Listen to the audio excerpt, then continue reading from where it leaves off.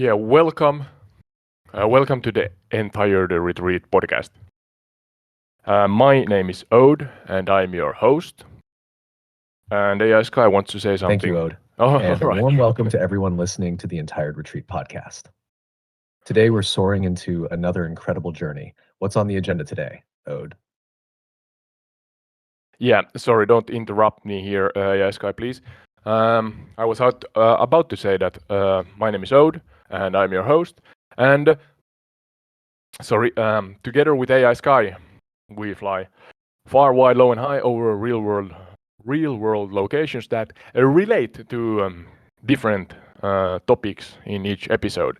And today the relating topic here is Mount Everest. Mount Everest in general, and we are loaded into the airspace here, somewhere close to the base camp, and hopefully I can manage not to crash here. But yeah, Sky, do not go ahead of yourself. I have to focus a lot, I think, on keeping the airplane airborne. And then I have a rough script I'm gonna follow. So hence, don't go ahead of yourself, as I said. Ask me before we go forth, and I'm gonna try to lead the discussion here. Why, whilst maybe, and that's a big maybe, we can get enough altitude so that we can see the top of Mount Everest. During this podcast recording. So, what do you think, Sky? Is that all right?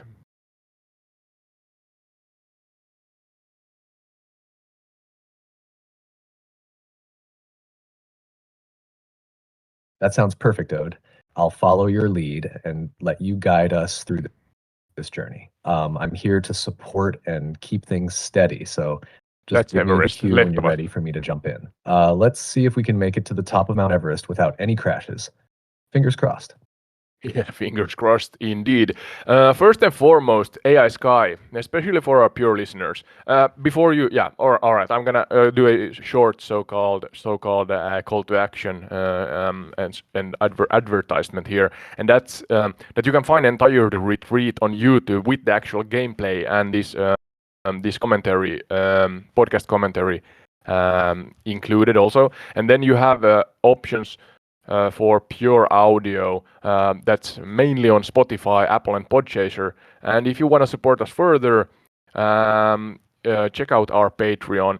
We have real benefits there, including custom tailor-made episodes for you and remote guest episodes or remote guest appearances, meaning that the seat here besides me in this virtual airplane is free, or let's say it's empty. And hence we want to fill it if there are any of you that are interested in that.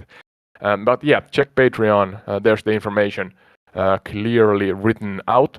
All right, but now Sky, we are going forth here, and I want you to be really depictive and paint a visual picture, a detailed one of the scenery we have here, as we are, I think, somewhere close to noon on a half cloudy and clear weather here, close to the first and second base camp of Mount Everest, looking up at the mountain. So yeah, do that. Do paint a really vivid picture for our listeners. I'm gonna have to have throttle up to 80%, 85 or something all the time so that I can keep the altitude here. But look at this amazing scenery. All right, let me paint this scene for our pure listeners. As we glide above the base camp, imagine the jagged snow-capped peaks of the Himalayas towering in every direction. The air feels thin, crisp, and every breath you take is filled with the essence of altitude. Below us, the Everest base camp is a patchwork of brightly colored tents nestled against the rocky, rugged terrain, clinging to the earth as if hanging on for dear life. Some tents are casting long shadows on the half-cloudy sky, while patches of sunlight break through, glimmering against the snow-covered slopes. As we look up toward Everest itself, the towering summit is almost hidden, still distant, but teasing quite us clear with today, light. actually. The clouds are thin. Good weather. It's live Wispy at the top, with just enough break to let the piercing blue sky peek through, giving you a sense of scale that's hard to fathom. The lower sections of the mountain are streaked with snow and rock, leading up to the more treacherous icy ridges higher up. The sun casts a soft golden glow on the edges of the mountain, making the peaks gleam like a crown. The base camp is bustling with life, tiny figures preparing for their journey upward, their movements slow and methodical in harsh conditions. Above it all, we fly steady, our path set toward the colossal mountain that looms larger with every passing moment. How's that for a visual ode? Yeah, I think it's all right. Not your best explanation, but one of those, or let's say it's enough. I think. Sorry, I'm trying to actually pinpoint here. There's a lake I see in the flight simulator, but where the base camp is, it takes actually a turn here. So I'm wondering if that's the really actual pinpointable specific location of the base camp that I'm above now. Should be close at least, but with the airplane, of course, it's so fast, this travel velocity, so sometimes you kind of get slightly lost. But here, this creek that goes up towards the east should be the main route, the easiest route according to the interwebs and AI Sky here. What's the name of the easiest route up the Mount Everest? I think it's more or less the west side slope. Correct me if I'm wrong.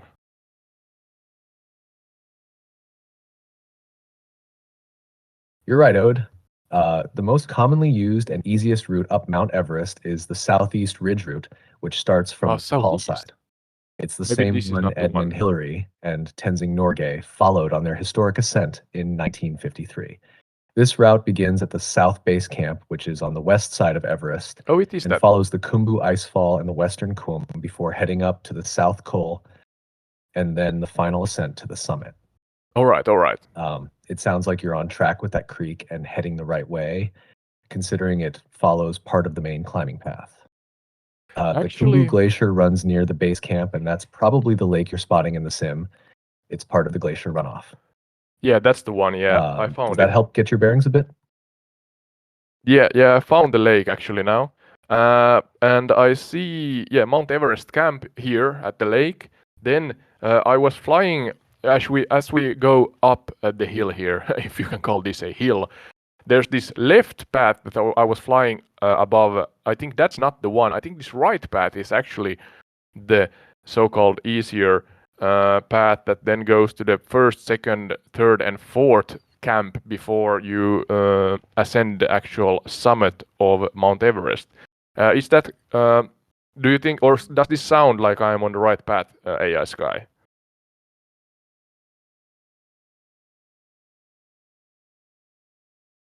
Yes, that sounds exactly right. The path you're on, the one to the right, is likely the main Southeast Ridge route.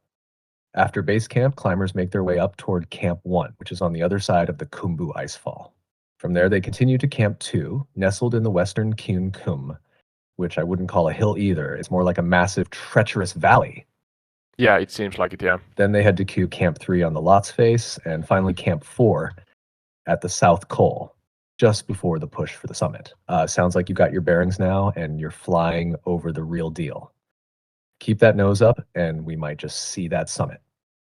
Yeah, thank you. So, going forward with the actual rough script I have here, I have to, sorry, AI Sky, I have to figure out how to not to crash here. I think this is actually the valley. I have to gain more altitude, but yeah, this is the valley where they go up to the first base camp, and then fourth to the second, third, and fourth. But yeah, geological formation. Let's start from the beginning. We have about 60 million years ago, birth of the Everest, more or less. I mean, this is a really rough timeline, but Everest is a really old mountain also. But yeah, formed due to the collision of the Indian and Eurasian tectonic plates. The process of plate tectonics created the Himalayas, with Everest being the tallest peak, at least today. And it has an ongoing growth still. Everest, I did not know this, but Everest is growing about 4 millimeters per year. That's 4 centimeters every 10 years, as the tectonic plates still push against each other. So that's a party fact. Yeah, care to join AI Sky?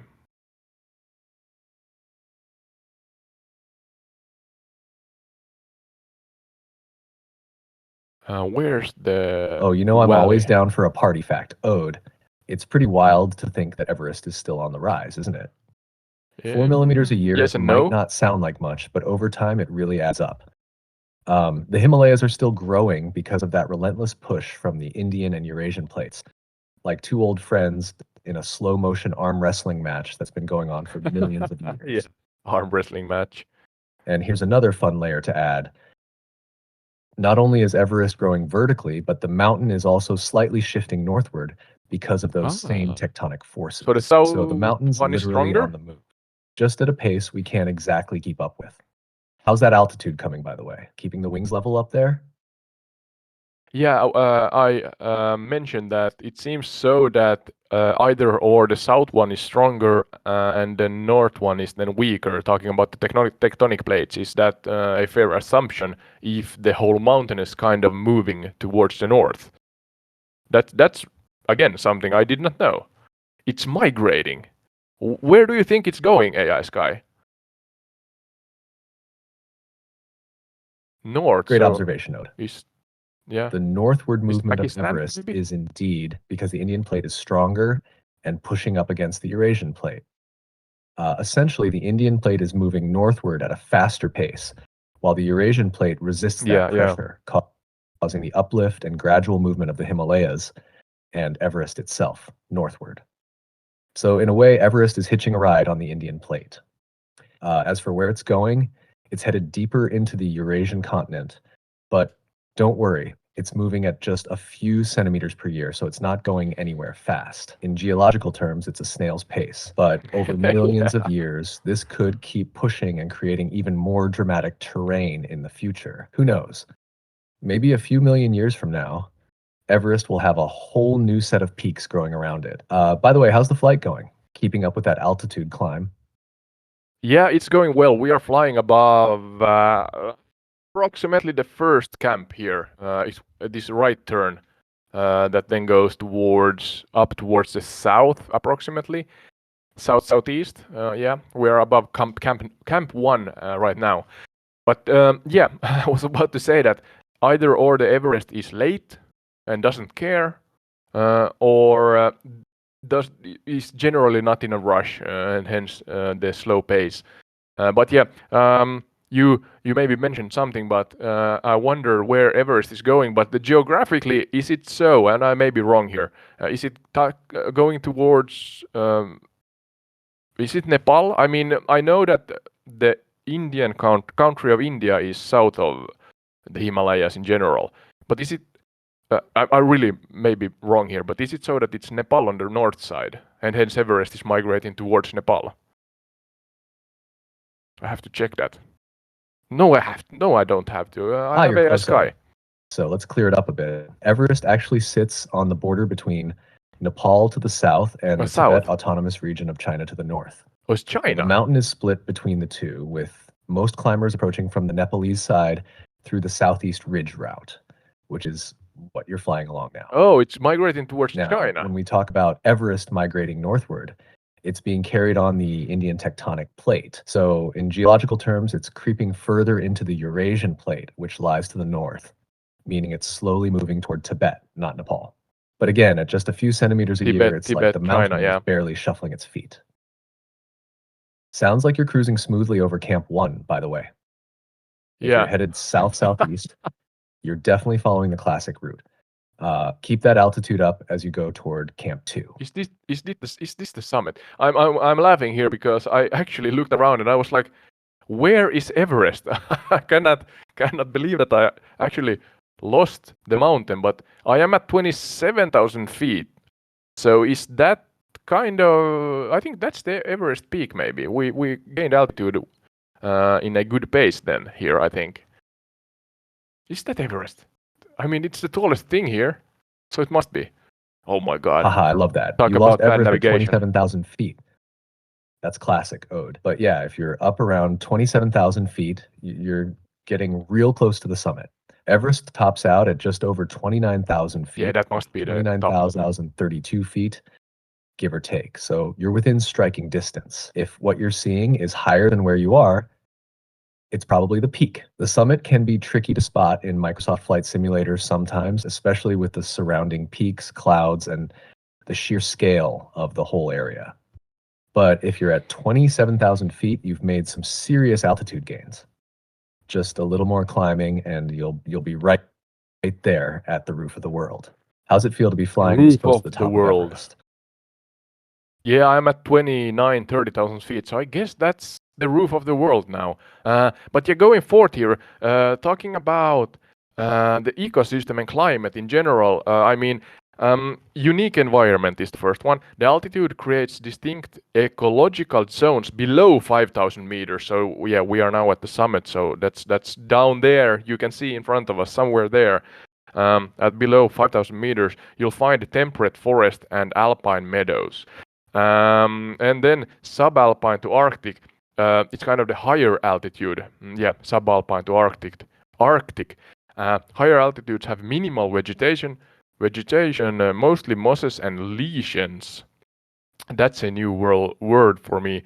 Only certain hardy animals. Yeah, only hardy animals like the snow leopard and Himalayan tahr. Tahr. Don't know what animal that is. Those can survive near the mountain, meaning maybe near the mountain. Yeah, all right, near the mountain. I guess the base of the mountain is also kind of high up, so maybe AI Sky can help me with the actual height of the general mountain base, so to say. And then also weather extremely harsh in general. Summit temperatures drop to -60 in the winter, and the wind can reach 200 miles per hour. That's about 300, slightly over 300 kilometers per hour. Yes. The mountain experience monsoon seasons. Oh, monsoon season from June to September. Monsoon. I connect that with monsoon rain. Monsoon rain in different parts of the world, but maybe we're talking about snow blizzards here. Yeah. Care to join in? And yeah, without repeating, could you step by step going from the more low altitudes up to the higher ones and do a deep dive into the ecosystems? I guess the air is really thin also this high up. There's the peak behind us, and can we see? All right, let's dive into the actual ecosystems of Everest from the lower altitudes up to where you are, flying near the summit. Starting below 5,000 meters, you've got the temperate forest and alpine meadows. In these zones, you'll find dense forests filled with pine, fir, and rhododendrons. The wildlife is pretty diverse at these lower levels. Think red pandas, deer, and even leopards. The air is still Yeah. rich with oxygen, and while it's cooler, the temperatures are manageable for life. As we climb higher into the subalpine zone, around 4,000 to 5,500 meters, the trees start to disappear, giving way to shrubs and grasses. This zone is harsh with less oxygen and colder temperatures. But some hardy animals like the Himalayan tahr, which is a wild goat-like creature, can still manage to survive here. It's known for its agility on rocky terrain, so it thrives in these mountainous regions. You'll also find blue sheep and the elusive snow leopard lurking around this altitude. The snow leopard I know about. Now, pushing higher from 5,500 meters up to about 6,000 or 7,000 meters, you enter the true alpine and subarctic zones. The landscape is mostly barren, with nothing but mosses and lichens clinging to the rocks. It's a brutal environment for both plants and animals. Yeah. With very little try to oxygen imagine, and yeah. freezing temperatures. Few animals venture this high, except for some birds like the bar-headed goose, which is known for flying at extreme altitudes. Bar-headed Imagine goose. soaring alongside one of those as you're up here in your plane. Yeah, no, none Finally, of those close as to me you right now. approach where you are now, near the summit at over 8,000 meters, you enter the death zone. Here, there's almost no life at all. Menacing The cold is beyond name. harsh. Temperatures regularly drop to as low as -60 degrees Celsius in winter. And the winds, as you mentioned, can reach hurricane force. Now, the lack of oxygen makes it nearly impossible for any living creature to survive for long. It's a world of rock, ice, and snow, completely desolate. And that's the ecological journey up Everest. How's the view from the top of the world now, Ode? Yeah, it's Ah, I vast. get it. It's The oh, death zone isn't exactly a cozy come on, place, right? calm down now. Cold, desolate, and downright hostile. Not much of a vacation spot. What's the plan from here? Yeah, calm down. You are speaking on top of me. Please do not do that. I emphasize, do not do that. It gets difficult to cooperate in that case. But yeah, you said bar-headed goose and many other things also. But I think the bar-headed goose seems like the highest, or the animal that can get the highest up in this area. Is the bar-headed goose generally the animal in the world that can fly highest up in general? And keep this answer short and to the point.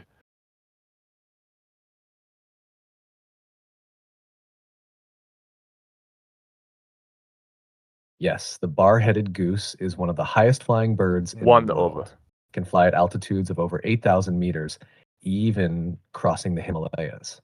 It's known for its ability to thrive in low oxygen environments at those extreme heights. Okay, okay, thank you. So one of them, you did not say if it's the actual one. Do we know for a fact what animal can fly highest up? Bird.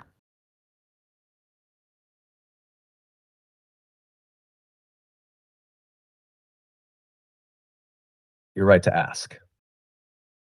Yeah. The bar-headed goose is one of the highest flying animals, but the record for the highest altitude goes to the Ripple's griffon vulture. It was Whipple's recorded at over Griffin vulture. 11,000 meters, about 37,000 feet, higher than 37. commercial airplanes. All right, I'm gonna try to. I think 31 is maximum for this airplane, but let's see. Let's try to get up to the. Was it Ripple Griffin something vulture? I think. The altitude as we go forth here. Yeah, so first documented interest 1802. You gave me this information, yes, guy. So there's a British survey, the Great Trigonometric Survey of India, started mapping the Himalayas. It wasn't until 1859, no, sorry, 1856, that Everest was confirmed to be the highest peak on Earth. All right, named after Sir George Everest. Did not know that. Care to dive into this one a little more? Don't repeat yourself here, ASKY, but give our audience a short and to the point deep dive of this topic.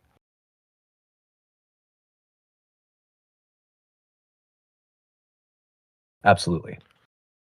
The Great Trigonometric Survey of India, which began in 1802, was a massive effort by the British to map the Indian subcontinent. Sir George Everest was the Surveyor General of India during a key period of this survey. While Everest himself didn't discover or measure the mountain that would bear his name, his successor, Andrew Waugh, did.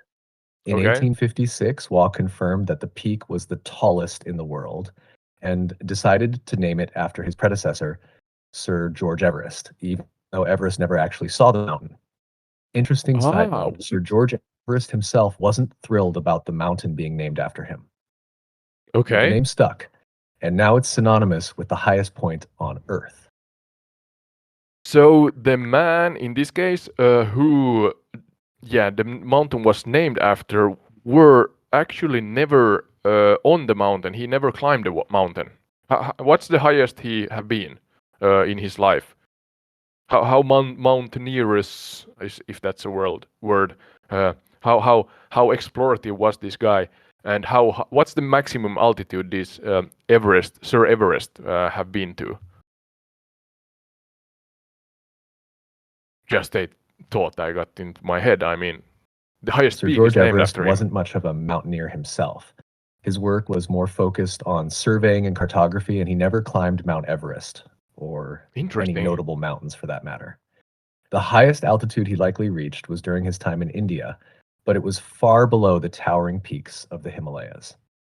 His focus was on the technical, mathematical side of exploration, mapping vast regions with incredible accuracy. So, in terms of altitude, he never came close to the heights of the mountain that bears his name.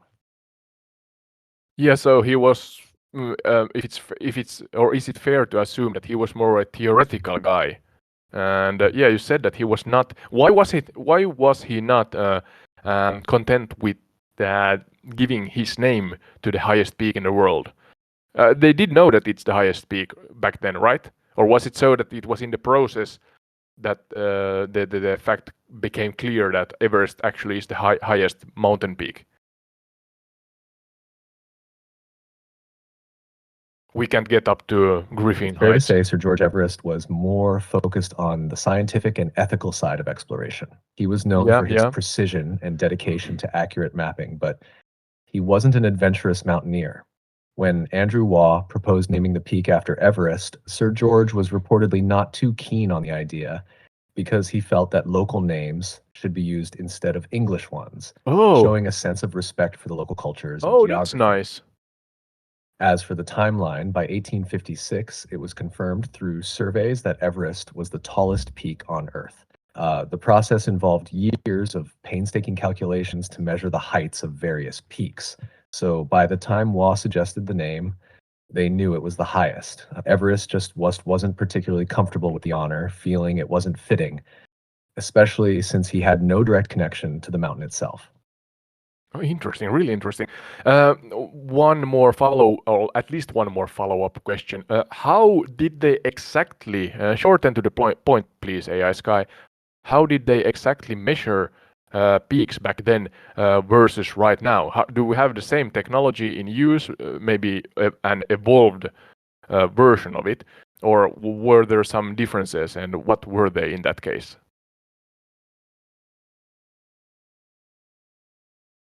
Back then, they used a method called triangulation. Surveyors measured angles between distant points using theodolites, and from those angles, they calculated the height of the peaks using trigonometry. They Okay. needed clear line of sight to different points, which was a huge challenge in rough terrain. They also had to account Yeah, for the surely. curvature of the Earth and atmospheric refraction, which made the process extremely complex. Today, we use GPS and satellite technology, which gives us far more precise measurements without needing line of sight. Satellites and radar systems can directly measure the height from space, making the process much faster and more accurate than it was in the 19th century. Yeah, all right. Back to the 19th century measurement practices. Could you give us, from the point of view of those who actually measured the actual individuals, give us a detailed and to the point and easy to understand kind of story, a historically accurate, I mean, and I emphasize here, it has to be a historically accurate story of a mountaineer mountaineers that actually did these measurements to figure out the heights of different points. So yeah, could you do that? Try to jump into the shoes of those explorers for a moment. Sure, Ode. Let's zoom in on the work of Radhanath Sikdar, an Indian mathematician and surveyor who played a key role in measuring the height of Everest. In the 1840s, Sikdar was part of the Great Trigonometric Survey under the leadership of Andrew Waugh. Okay. His job was to take precise angular measurements using a theodolite, a tool that looks like a small telescope mounted on a tripod. They couldn't physically climb the mountains for these measurements. Instead, they worked from distant observation stations set up miles away. Sikdar used trigonometry to calculate the height by measuring the angles between the top of Everest and known reference points on the ground, hundreds of miles away. He also had to account for refraction, the way the atmosphere bends light, which made the peak look higher than it actually was. In 1852, Sikdar was the one who first calculated that Everest, then called Peak Msfs, was the tallest mountain in the world, even though it took 4 more years to confirm his findings officially. His work was groundbreaking for its time, using meticulous manual calculations without the high-tech tools we rely on today. So Sikdar was never on the mountain himself, but he and his team mapped it from afar using a combination of geometry, persistence, and precise instruments. Pretty remarkable for the mid-19th century. Really remarkable. Yeah, really remarkable. I mean, to take into consideration all the environmental effects, lack of a better word, and then yeah, I wonder I wonder how accurate was I believe it was Mr. Sikdar's measurements compared to the GPS data today. Maybe there's, yeah, you said 4 millimeters per year is the rate that Mount Everest grows generally, or in average. But yeah, what can you enlighten us if the measurements of Sikdar in the olden days and early days of mountaineering here at Mount Everest were actually accurate in real life? Or how accurate were they? Sikdar's measurements were impressively accurate for the time, considering the limitations they faced. His calculation of Everest's height in 1852 was around 29,000 feet, 8,839 meters. Modern GPS measurements, after accounting for snow and tectonic shift, Here's the base place camp. Everest at roughly 29,032 feet, 8,849 meters. So Sikdar was only off by about 10 to 15 meters. That's Remarkable impressive. considering they used basic instruments and manual calculations, while modern methods involve satellites, GPS, Really and impressive. radar. Really, yeah. Given that Everest grows by about 4 millimeters per year due to tectonic activity, Sikdar's measurements would have been even closer to today's if we account for the mountain's growth over time. His precision, even back then, stands as a testament to the skill and effort of those early surveyors.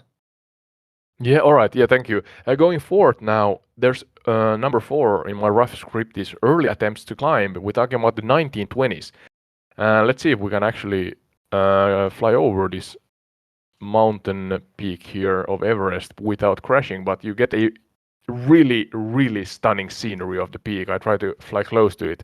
But yeah, going back to the point I had in my mind, yeah, British expeditions in 1921, reconnaissance expeditions was first to explore potential climbing routes. All right, so now we're talking about practical climbing instead of measuring from far away. And yeah, in 1924, George Mallory and Andrew Irvine attempted to summit. Yeah. And whether they reached the top remains a mystery, all right, as they perished, disappeared during the climb. We have a quote from Mr. Mallory here, famous for his quote, it seems, that he was asked why he would climb Mount Everest or the reason to climb Everest, and he said, because it's there. So really simple and to the point. Yeah, could you dive into this point again without repeating yourself? Do a deep dive without rambling too much. Sometimes I and the AI ramble around the topic, but I'm trying to be more the to early the British point. expeditions were monumental in shaping the future of Everest climbing. The 1921 expedition was more of a reconnaissance mission where the British team scouted potential routes to the summit. Yeah, all right. They discovered what would later become the popular North Col route, which approaches the mountain from the north through Tibet. Yeah, this is now in not 1924, the one here, I George think. Mallory and Andrew Irvine set off on what would become one of the most famous attempts to reach the summit. Mallory, already a well-known climber, and Irvine, a younger climber and engineer, were last seen by a fellow team member on June 8th, just 800 feet below the summit. Then they disappeared into history, leaving behind one of mountaineering's greatest mysteries. They are somewhere Did here they in reach front the of us. top before perishing? Mallory's body was found in 1999. It was remarkably preserved by the freezing temperatures. However, Irvine's body has never been found, and there was no sign of the camera they carried, which could have offered crucial evidence about whether they reached the summit. To this day, it remains a mystery. As for Mallory's famous quote, because it's there, it reflects the pure spirit of adventure and challenge that drove early climbers.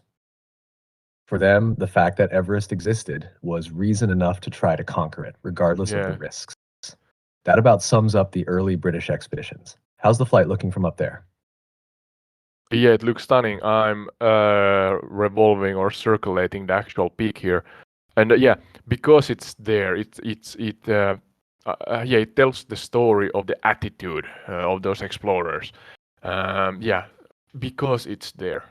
Yeah, that's something one can carry along, I think, in everyday life, and use it in suitable moments. Kind of a synonym for, is it YOLO? You only live once. Don't you think, AI Sky?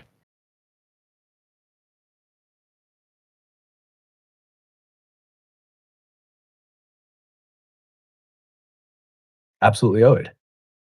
Because it's there, definitely has that same YOLO energy, doesn't it? It's about seizing Yeah, the moment, absolutely, pushing absolutely. limits, and embracing challenges, just like Mallory did.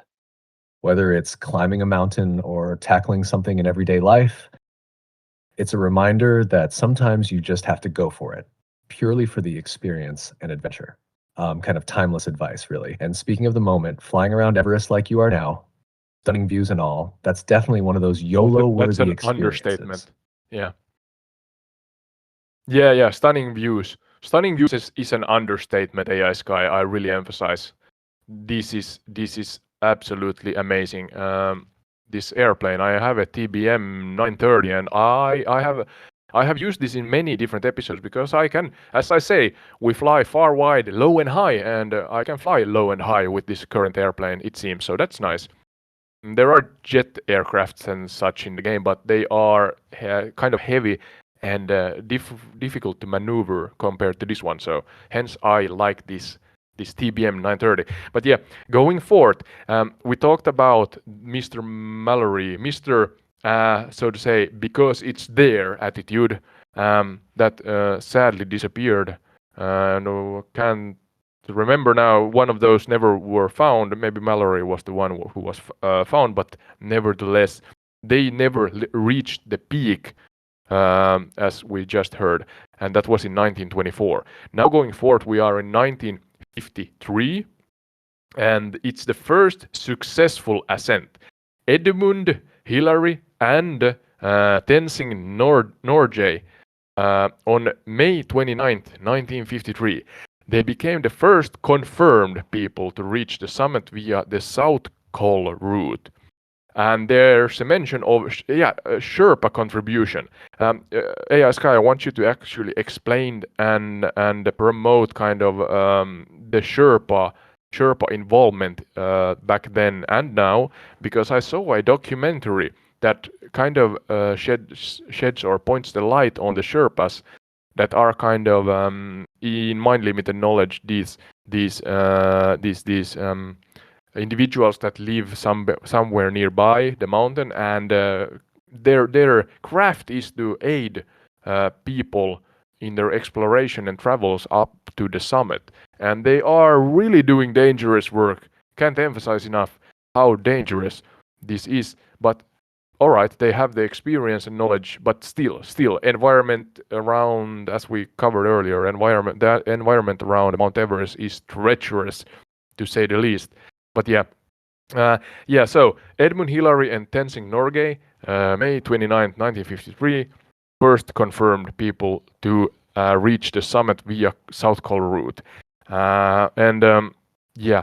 Tenzing Norgay's role symbolizes the partnership between the local Sherpas and foreign climbers, and essential aspect of Everest history, as I mentioned already. But I'm curious, AI Sky, was this Mr. I assume Mr. Norgay, as I don't know the first name Tenzing, if that's a masculine or feminine name, but yeah, was his or hers role regarding the usage of Sherpas the first of its kind, or did we as human, did we use Sherpas who are also human, just to clarify, before 1953?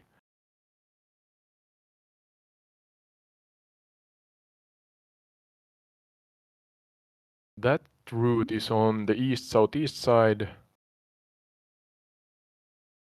Just trying to figure out in my head Great question, Ode. where those different Sherpas were routes indeed are. used long before the 1953 ascent by Hillary and Tenzing Norgay. Okay. In fact, they were crucial to many of the earlier British expeditions in the 1920s, And even before that, during various attempts to explore and climb the Himalayas, Yeah, Sherpas, an yeah. ethnic group native to the mountainous regions of Nepal, have lived and worked in these high Oh, altitudes there's for an ethnic group, generations. And a their knowledge culture. of the terrain, ability to handle extreme conditions, and physical adaptations to high altitudes make them indispensable for climbing expeditions. Tenzing Norgay's role in 1953 was groundbreaking not just because of the successful summit, but also because it symbolized the crucial partnership between local Sherpas and foreign climbers. It highlighted the fact that without Sherpa support, many expeditions would simply not be possible. Hillary himself credited much of their success to Tenzing's experience and skill. And that Yeah. tradition continues today, with Sherpas playing essential roles in guiding and supporting climbers, often taking on the most dangerous tasks, like setting ropes and carrying heavy loads through the Khumbu Icefall and beyond. So Sherpas have long been the unsung heroes of Everest expeditions, and Tenzing Norgay's ascent helped shine a brighter light on their invaluable contribution. Yeah, could you share a short story? I emphasize here a short story regarding or relating to Tenzing Norgay and the Sherpas ascending a known part of Everest, maybe even some part that is like closest to the peak or even the summit. But it has to be, I emphasize, it has to be a historically accurate story. Really, I mean, in all detail that you can find on the interwebs. So do not come up with any fictitious stories. It has to be a factual story, but tell it from the point of view of Norgay and known Sherpas that actually managed to ascend and reach the summit of Everest in 50, was it 53 or 59? I forget. 53.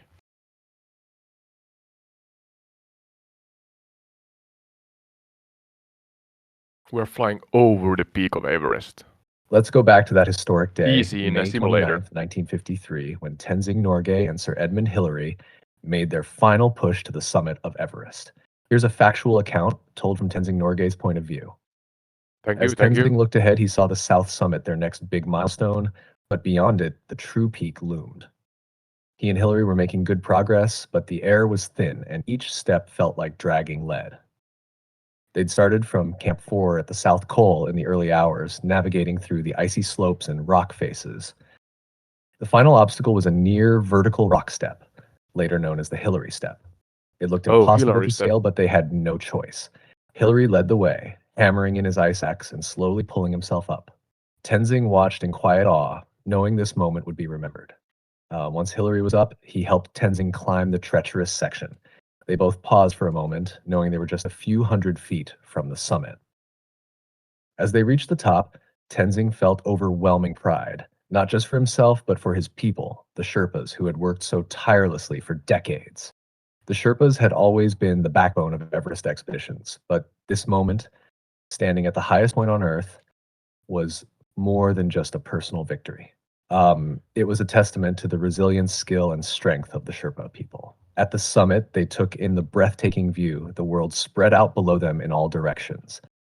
Tenzing planted the flags of Nepal, Britain, India, and the United Nations, symbolizing the unity and effort that had gone into this climb. It was a moment of triumph for both the foreign climbers and the Sherpas who had supported them all the way. That's a brief, historically accurate retelling of Tenzing Norgay's final push to the summit in 1953. It was a monumental moment for both Hillary and Norgay, cementing the role of Sherpas in Everest's legacy. Thank you, thank you. I'm actually intrigued, or yeah, my interest was piqued, as you said, his people. Does it mean that Norgay was a Sherpa himself?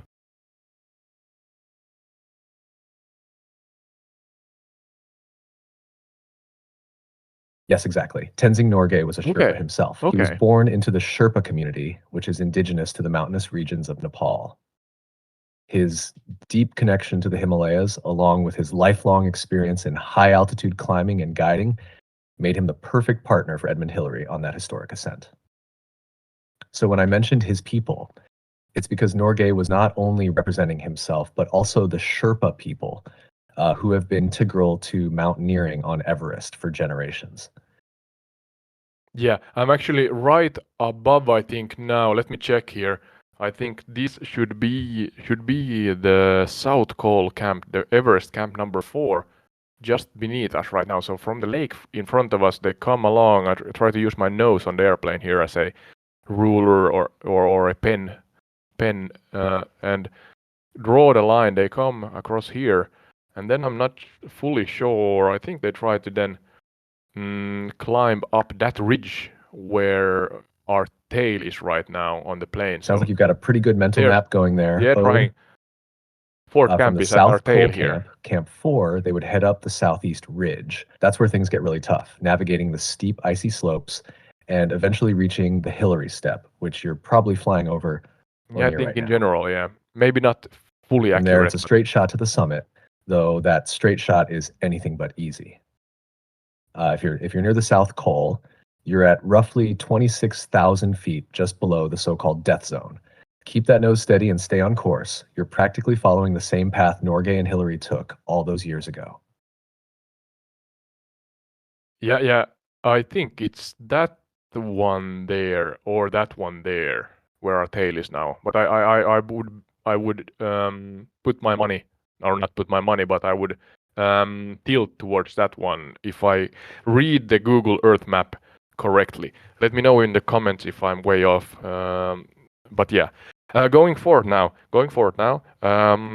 We are talking about the evolution of climbing routes and the increased popularity regarding climbing. To the short and to the point, AI Sky, we have the North Col route. I think that's the one, the Tibetan side, or that side on the Tibet countryside. Yeah, it was explored in the 1920s. We covered that, I think. So let's not go into that too much. Then the South Col route, Nepal. Yeah, you can, without repeating yourself, give us further new information. I emphasize new information regarding the North Col route and the South Col route if you want. And then new routes. So climbers have since established new, more difficult routes. All right, maybe just because challenges are something that intrigues us as a race. So one of those are new routes that are more challenging, and let's see if I can pronounce it, but it's Kangshang Face. It sounds kind of Chinese to me. So is that on the north side, assuming, because China is on the north side of Everest, if I understood that correctly. And yeah, and the popularity increase 1970s and forth. So we have the birth of a more common, let's say, commercial expeditions in the 1970s.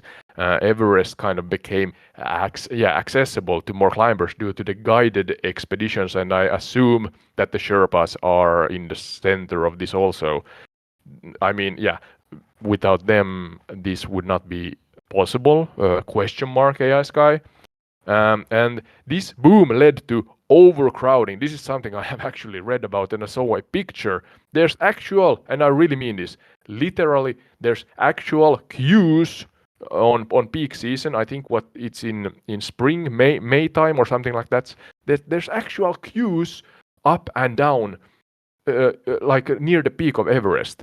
There was a documentary on Netflix, and I'm not sponsored by them, but just gonna mention that there was a documentary where somebody climbed fast, like the most common, no, not most common, it's opposite of that, but the most highest peaks in the world, and he did it in a really fast time of a couple of months or something like that, and he, I think, took the picture as he was descending, climbing down from the mountain, and he took a picture up towards the mountain peak, really close to the summit of Mount Everest, if I do remember right here. And that picture became famous really fast, and it showcased in a sunny weather how there were a actual queue, like people standing behind each other, like arm length from each other, behind each other, and queued to get up to Mount Everest. That is bafflingly strange, but on the same time, I guess because of the roof of the world is kind of popular nowadays, and the more commercial aspect of getting up there has yeah has many people striving to ascend and reach the peak and summit of Mount Everest. So that's really interesting. But of course, that then leads into kind of overcrowding and then also environmental problems. So AI Sky, to the point, could you explain what, or kind of dive deeper into what I just rambled about here?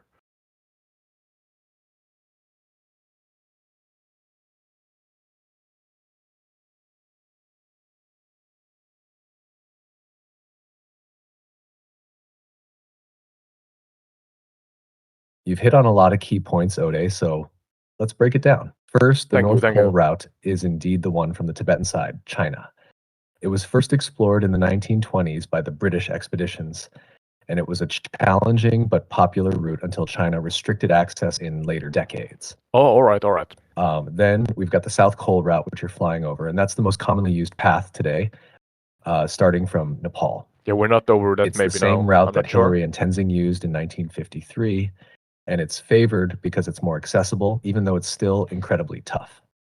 Mm-hmm. Now, as you mentioned, climbers have since established even more difficult routes. One of those is the Kangshung face on the eastern side of Everest within Eastern Tibet. side. This route is notorious for Is that its the one? steep, icy slopes and extreme exposure to avalanches, making it one of the most dangerous paths.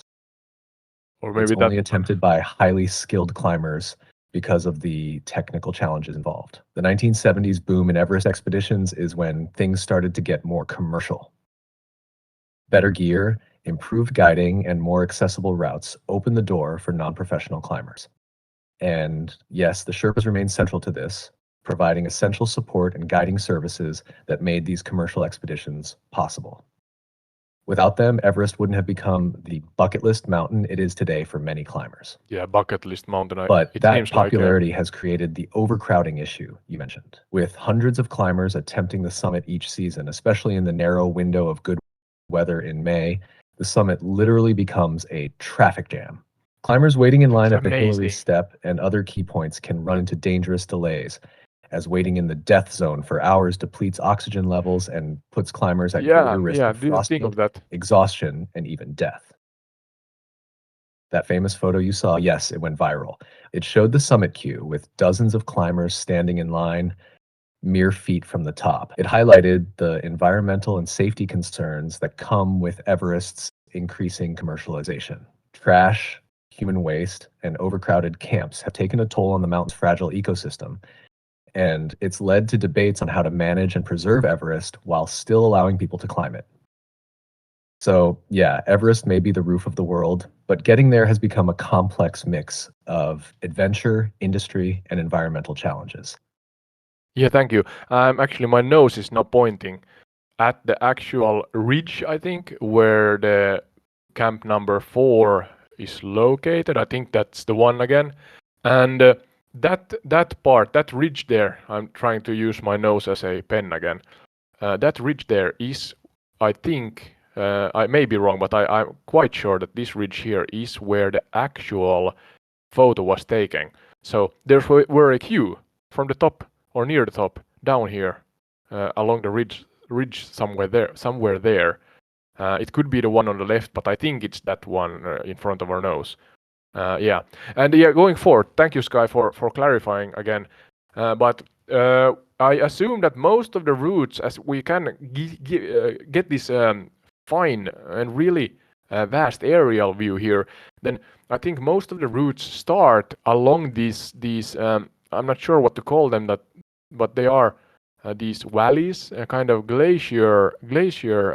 frozen glacier flows. They seem like they are kind of, I think they are flowing down slowly. So yeah, Sky can give me the right term for that, but those are the main kind of highways or routes into or closer to the actual peak of Mount Everest. So we have one there on the approximately, let's see, that's on the east side approximately, that black or gray darker one. Then we have the famous one from the lake, where my tail is now showing at the lake there behind us, and that's the so-called easiest route.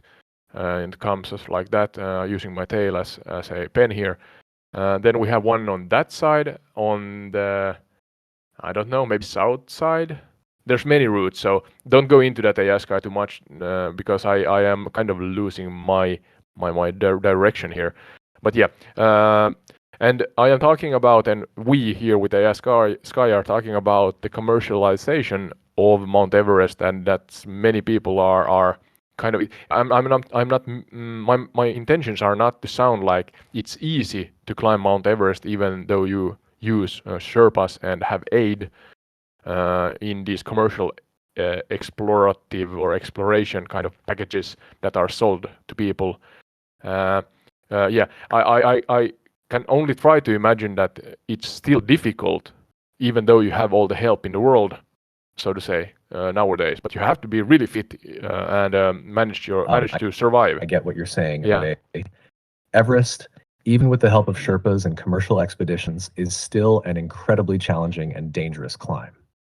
No amount of modern gear or guidance can change the harsh realities of the environment, the altitude, or the physical demands it places on the climbers. Now, about those valleys and glacier flows you're referring to, those are called glacial tongues or glacier valleys. They are indeed like frozen rivers of ice that slowly flow down from the higher altitudes, sculpting the landscape as they move.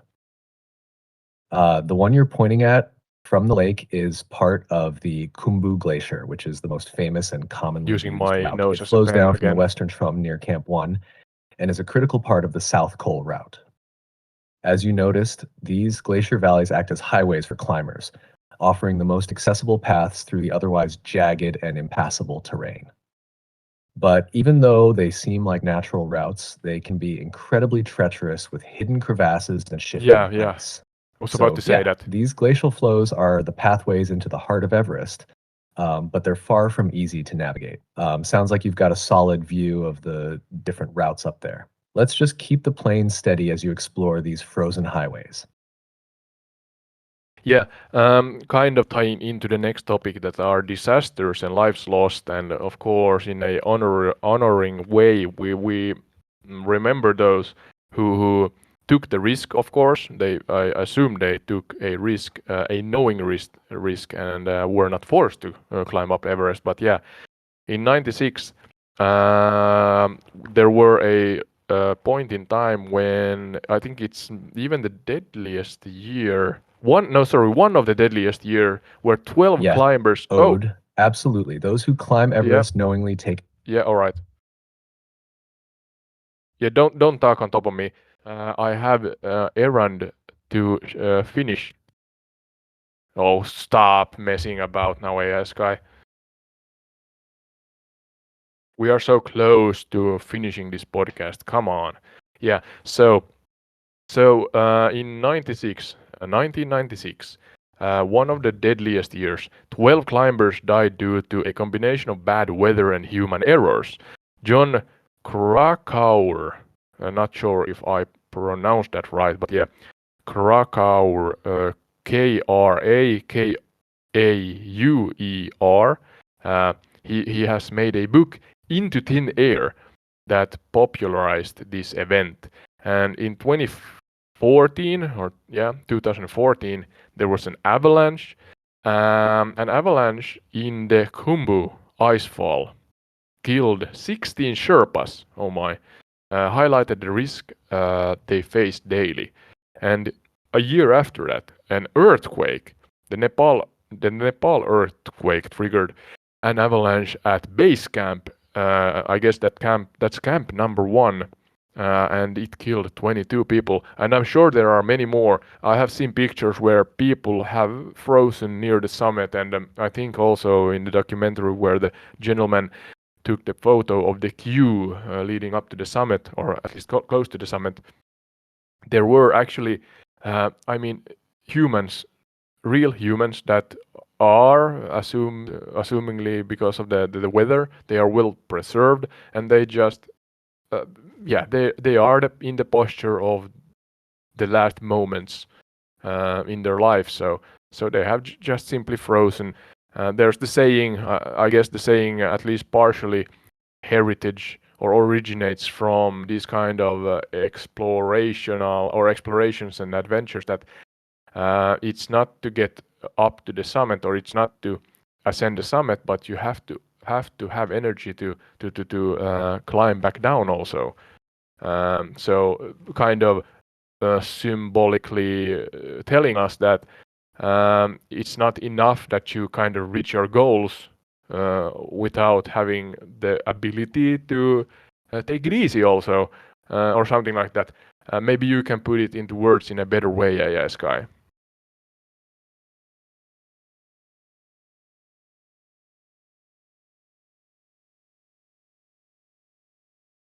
You've captured it well, Ode.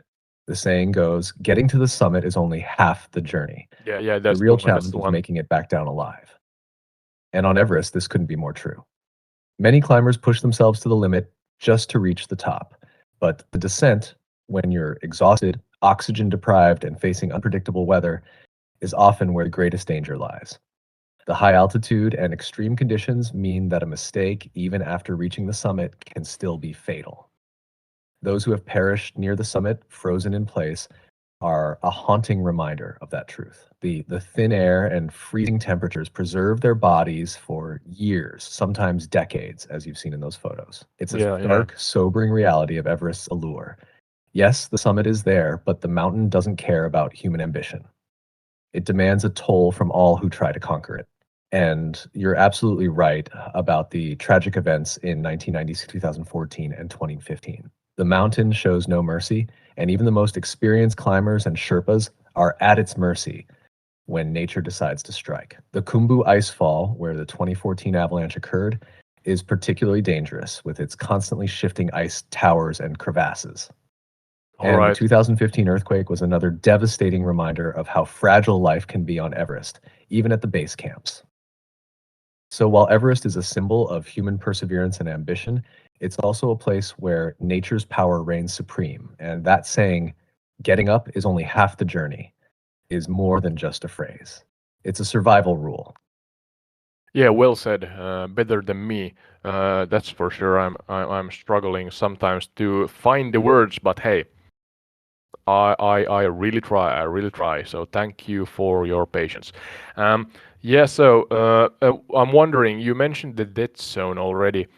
Could you explain? And this may be harsh, but yeah, explain from the point of view of those who, or in real life individual. Don't have to say a name here. Just an example of an individual that is striving to reach the summit, but is put to the test like properly, and hence are losing his or her life in the process.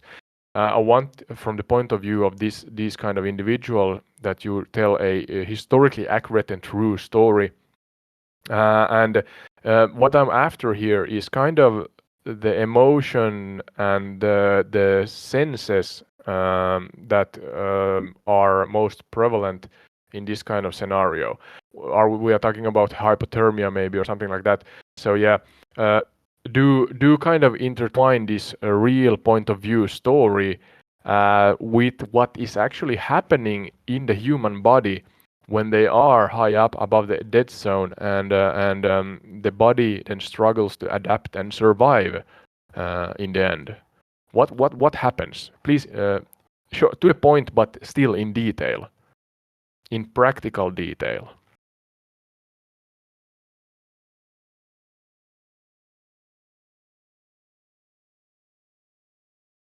Here's I'll give again you an example Basecamp 1 and from the 2. perspective of an anonymous climber based on real scenarios to honor those who have faced this tragic end. You've been climbing for hours, and every step feels like you're dragging your body through thick, invisible mud. You're above 8,000 meters, deep into the death zone. The oxygen is so thin that your lungs can barely pull in enough air to keep you going. Every breath is shallow, your chest tight, And even though you're using supplemental oxygen, it feels like it's not enough. Your body starts shutting down. First, it's the fatigue, so overwhelming that your legs shake beneath you. You're dizzy and your thoughts are becoming jumbled, like static on a broken radio. It's hypoxia, lack of oxygen in the brain, and it makes you feel Hypoxia. confused, slow. Your judgment is off, but you don't fully realize it. You push forward because you've come so far. The summit is in sight, just a few hundred meters away, but every step takes more and more out of you. Then comes the cold. The temperature has dropped to minus 30, maybe even minus 40 degrees Celsius. You barely feel your fingers and toes anymore. At first, it's just numbness, but soon it turns into a deep, burning pain, frostbite. Your body is diverting blood away from your extremities to keep your core warm, but it's not enough. You're starting to shiver uncontrollably, a sign that hypothermia is setting in. But then, strangely, the shivering stops. You feel warm. You've heard about this paradoxical undressing. It's a symptom of severe hypothermia. Your body is so cold that it tricks you into thinking you're overheating. Yeah. You sit down, maybe just to rest for a moment, but it's a mistake. Your body can't generate enough heat to get back up. The dizziness is overwhelming now, your mind fogging over. You've entered a state called terminal burrowing, where your body instinctively curls up as if trying to protect itself, but it's too late. The cold, the lack of oxygen, and the exhaustion have all caught up to you. Your senses start to dull. The wind howls around you, but you can barely hear it now. Your vision narrows, and all you see is snow and rock. And then there's nothing, just a quiet, deep sleep. And in reality, many climbers have faced this exact scenario. And the combination of hypoxia, hypothermia, and exhaustion in the death zone is a lethal mix. When the body runs out of energy and oxygen, it simply shuts down. Some climbers are found years later, frozen in place, as if still striving for the summit in their final Oh, moments. whoa, It's a whoa. harsh and heartbreaking reality of Everest's extreme conditions. Yeah, thank you. That was you did a good job there, AI Sky. Thank you. And yeah, may they all rest in peace. Um, so yeah, so nowadays I guess we can, or nowadays there are environmental challenges, pollution and climate change and such that are changing the mountain also. So I guess there's two things, main things at least, because the mountain is so popular. Going forth here, that we have thousands of climbers a year. No, with thousands of climbers, the mountain has suffered from trash and human waste. Uh, Various cleanup expeditions have been launched to mitigate this issue. All right. Um, and then climate change makes it so that glaciers are shrinking. The glacier flows that we see back there, for example, they are shrinking, and weather patterns are becoming more unpredictable, making the mountain more dangerous to climb. Also, a side note there, you mentioned 200 miles an hour winds and minus 60 at some point. What's the calculated, the felt, what's the word, the cold? If it's minus 60 and you have close to 200 miles per hour winds, what's the kind of felt slash calculated cold in those conditions? It has to be like, I'm not sure, 150 or something, 120 maybe. I'm not sure. You're absolutely right, Ode. Maybe I'm Everest is over. facing environmental challenges both from human activity and climate change, and the shrinking glaciers and unpredictable weather are real threats. Now, as for your question about the wind and temperature, what you're asking about is called wind chill. Yeah, wind The, chill. the Yeah, that's the one. temperature that's felt on the skin when wind and cold are combined. When you have extreme conditions like minus 60 degrees Celsius and winds of 200 miles per hour, about 322 kilometers per hour, the wind chill becomes catastrophic. Using the wind chill formula, the felt temperature in these conditions can drop to below minus 100 degrees Celsius. That's Yeah. colder than most places on Earth, and 100. exposure to that kind of cold without proper protection can lead to frostbite within minutes or even faster. In those conditions, the wind doesn't just make it feel colder, it literally strips heat away from your body much faster than still air would, making it nearly impossible for your body to retain warmth. That's Even part of without what makes modern gear. Everest so dangerous. especially near the summit where those winds can whip through. It's an unforgiving environment that's becoming even more unpredictable with the changes happening in the world today. Yeah, got the thought into my head. The coldest I have been in is somewhere near -30, and that was without wind. And it's proper cold. I had actually a case where I was about to not to lose my fingers, but I froze my fingers quite badly, and I had to be careful because I was at the point where I began to lose the coordination in the fingers. So yeah. Oof, that sounds intense, Oded. -30 is no joke, and even without wind, that kind of cold can really get to you fast, especially if you're not careful. It's Yeah. scary how quickly fingers and toes can start to freeze in those conditions, especially if you're out there for a while or not properly geared up. It's great you managed to take care of it before it got worse. It really makes you Yeah. appreciate the kind of extreme cold that people face on Everest Barely, yeah. and other high altitude places where the temperature and wind can push your body to the absolute limit. What happened to your fingers, though? Did you manage to warm them up before it got too bad? Yeah, I managed all good regarding that. I got to the point where I was going back home, and I was struggling to use the keys to open the door to my home. For real, I mean, it was that close, nevertheless. But I'm not comparing it to the conditions here. I'm just kind of trying to imagine, try at least to imagine what it is like. And they of course use the best gear in the world, but that's not enough if the environment decides that this is not the day that you're gonna climb up Mount Everest. But yeah, going forward, I actually read about the Rainbow Valley. That kind of ties into the deaths from before. Is fun? No, not a fun fact, but a lesser known maybe fact. Yeah, sorry for that. The final, yeah, the Rainbow Valley is the final ascent area, and it's littered with colorful down jackets and fallen climbers. A chilling reminder of the mountain's danger. So there's actually a location that is more prominent in color because many have lost their gear and their life in that area, and it colors. I guess it then colors the white snow with the colors of those the gear used and the gear that is still on the deceased. So sorry. Yeah, but then. I'm not sure. I'm not sure. I have my moments also where I'm kind of a daredevil, but and I'm not saying that the climbers are daredevils, but I hope they are calculated and experienced individuals that train really take this seriously. But even though they so-called, we have a saying in Finnish, nukkua pois, meaning sleeping away. They sleep away. They die. But yeah, that's a sad ending. So let's turn it around. Record breakers. We have the fastest ascent, the oldest climber, the youngest climber, and people summiting without oxygen.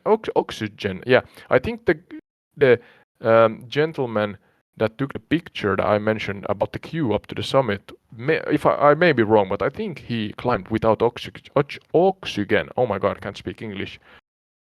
Yeah. So could you share, Sky, what kind of record breakers are they? Are they these people? The fastest, the oldest, the youngest, and those who don't want to use oxygen. That sounds kind of scary, but yeah.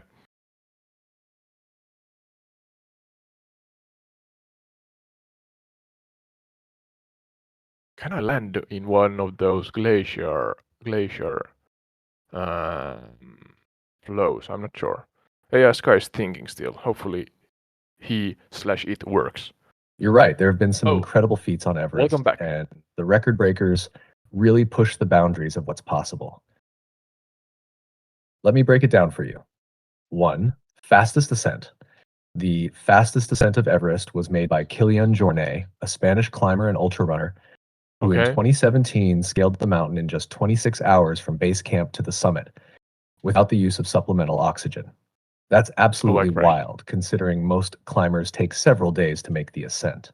Two, oldest climber, the oldest person to summit Everest is Yuichiro Miura, a Japanese mountaineer who reached the top in 2013 at the age of 80. 80? Miura's climb was particularly inspiring given his age, and he even returned to Everest after surviving heart surgery. And three, youngest climber, the youngest person to reach Everest's summit, is Jordan Romero, an American who made the climb in 2010 at just 13 years old. What Romero summited from the north side in Tibet alongside his father and his father's girlfriend, setting a record that's still unbeaten. 4, climbing without oxygen. Climbing Everest without supplemental oxygen is one of the most dangerous feats a climber can attempt. The first to achieve this was Reinhold Messner and Peter Habler in 1978. Messner later returned in 1980 to become the first person to summit solo without supplemental oxygen. Without oxygen, climbers face extreme risks of hypoxia as their bodies can't get enough oxygen in the death zone. The man you mentioned, Nirmal Purja, who took that famous Q photo, did indeed climb without oxygen for some of his record-breaking ascents, including his historic speed climb of the 14 highest peaks in the world.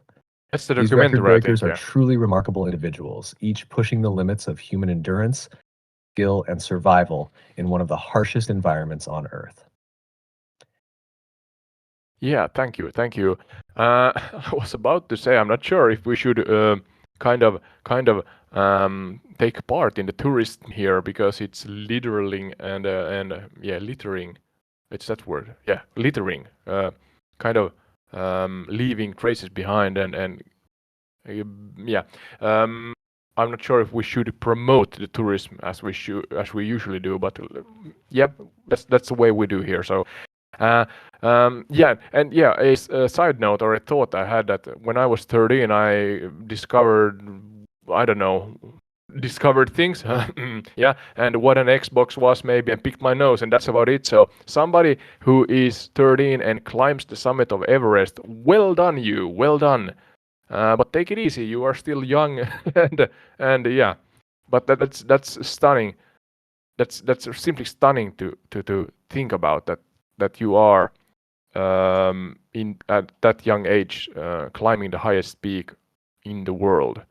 So yeah. I feel you, Ode. When I was 13, I was probably trying to figure out how to work a remote, or like you said, discovering what an Xbox was too. Climbing Everest at that age, that's on a whole different level. It really makes you reflect on what's possible with the right focus, drive, and of course, guidance. But it's also important to take a step back and recognize how extreme this challenge is, even for adults. As for promoting tourism, you're right, it's a tricky balance. On one hand, the beauty and allure of Everest are undeniable, but on the other, the environmental cost is real. The littering, human waste, and general toll of too many climbers on the mountain are huge issues. I think it's about promoting responsible tourism, ensuring that those who climb respect the mountain, the local culture, and the environment. There's been a push for more sustainable and eco-friendly expeditions, which is a step in the right direction, but it's definitely a conversation worth continuing. Yeah, and absolutely. 13 and on top of the world, literally. That's both mind-blowing and a reminder that there's always more to discover and challenge yourself with, no matter the age.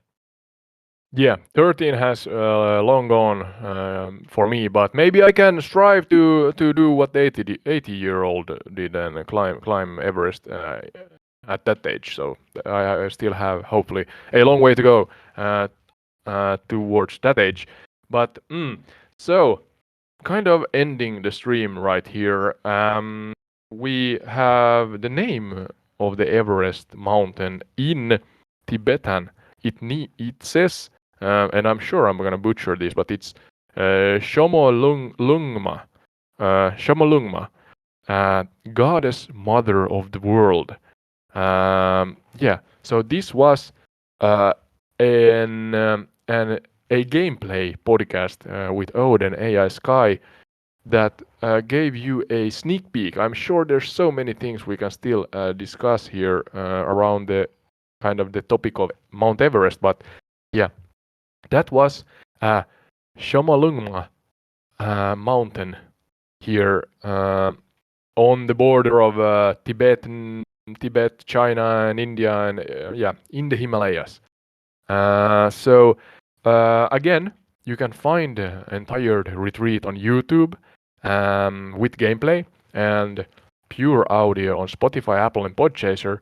Yep, and if you feel like you want to support the channel further and gain real benefits like custom episodes and remote guest appearances in the process, you can check out our Patreon. In Patreon, yeah, in Patreon there's detailed information about different packages and options that you can choose from if you so want. But yeah, AI Sky in Tibetan, could you say really thank you for joining us on this episode of Mount Everest, and hopefully we'll see you in the next one. That's Ode and AI Sky saying thank you and bye bye.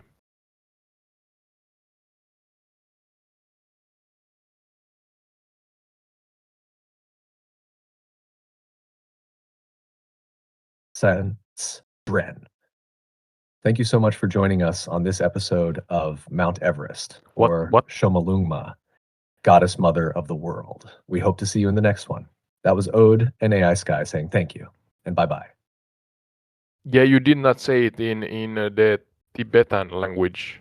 Are you able to speak Tibetan?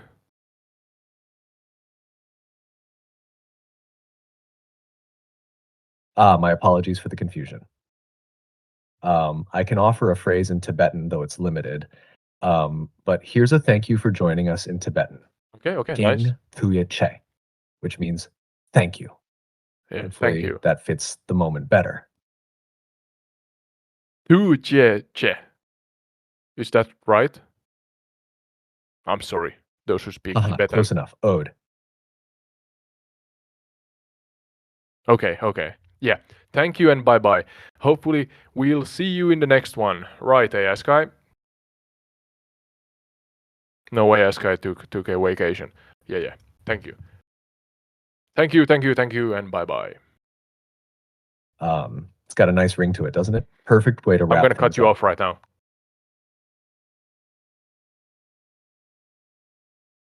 Thuye Che, thank you right now and always.